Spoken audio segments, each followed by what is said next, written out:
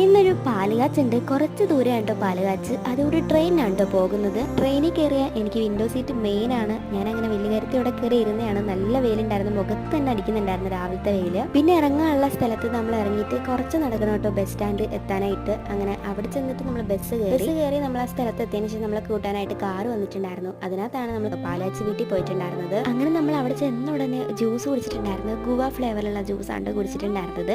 പുറത്ത് നല്ല ചൂടായിട്ട് നല്ല ദാഹം ഉണ്ടായിരുന്നു. പിന്നെ പിസ്ത കഴിച്ചിട്ടുണ്ട്. അത് കഴിഞ്ഞിട്ട് നമ്മൾ ബ്രേക്ക്ഫാസ്റ്റ് കഴിക്കാനായിട്ട് ഇരുന്നിട്ടുണ്ടായിരുന്നു. ബ്രേക്ക്ഫാസ്റ്റ് ആയിട്ട് കഴിക്കാനുണ്ടായിരുന്നത് അരിപ്പത്തിരി മുട്ടക്കറി ആയിരുന്നു. പിന്നെ എൻ്റെ യൂട്യൂബ് ചാനൽ അവിടുത്തെ ടി.വിയിൽ കണക്ട് ചെയ്തിട്ടുണ്ടായിരുന്നു. അപ്പോൾ എല്ലാവരും കൂടി ഇരുന്ന് കാണുമ്പോൾ ഉള്ള എൻ്റെ ഒരു എക്സ്പ്രഷൻ ആണ് കേട്ടോ നിങ്ങളിപ്പോൾ കാണുന്നത്.